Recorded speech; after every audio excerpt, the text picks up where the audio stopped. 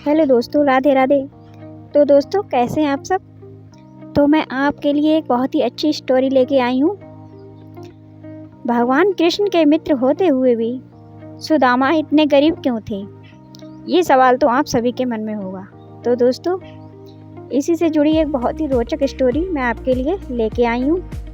तो चलिए जानते हैं सुदामा की गरीबी का रहस्य। केवल कृष्ण ही जानते थे।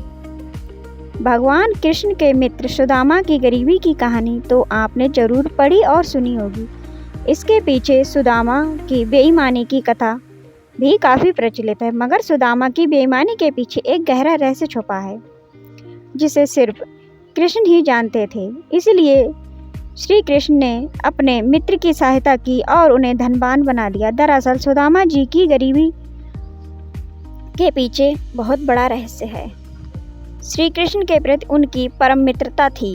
जानिए कैसे। एक गरीब निर्धन ब्राह्मणी प्रभु वासुदेव का नाम जपकर और भिक्षा में मिले अनाज को खाकर अपना जीवन यापन करती थी। एक वक्त ऐसा आया कि उसे 5 दिन तक भिक्षा नहीं मिली। वह रोजाना प्रभु का नाम लेकर पानी पीकर सो जाती। छठे दिन उसे दान में कुछ चने मिले। रात में वे चने वह सिरहाने रखकर सो गई। अगले दिन भगवान का भोग लगाकर वह चने खाऊंगी, ऐसा कहकर वह सो गई। रात में उसकी कुटिया में एक चोर आया और चोर ने चने की पोटली चुरा ली और मोहर रखकर चला गया। आवाज़ सुनकर ब्राह्मणी जाग गई और शोर मचाने लगी।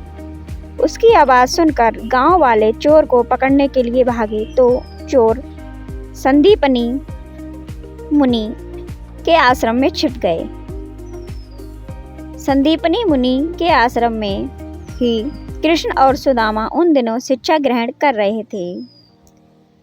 गांव वालों को अपनी ओर आता देख चोर हड़बड़ाहट में चने की पोटली वही आश्रम में छोड़ गया। अगले दिन गुरुमाता को वह चने की पोटली मिली।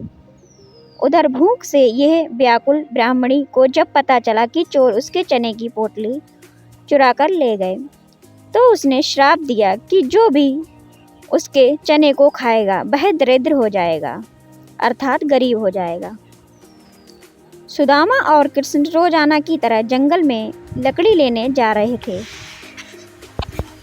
तब गुरुमाता ने वह चने सुदामा को देते हुए कहा कि भूख लगे तो दोनों आपस में मिल बांटकर खा लेना।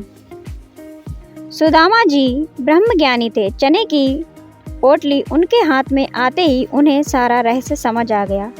तब उन्होंने सोचा कि यदि ये चने उन्होंने कृष्ण को खिला दिए तो सारी सृष्टि ही गरीब हो जाएगी। श्री दामा ने सोचा कि मैं कदापि ऐसा नहीं कर सकता।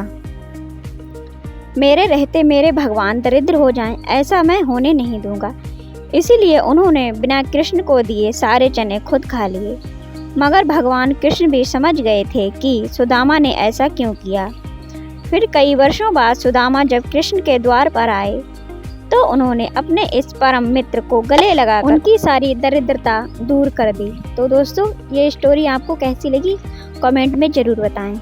अगर अच्छी लगी तो कमेंट में लिखें राधे राधे। तब तक के लिए बाय बाय। मिलते हैं नेक्स्ट वीडियो में।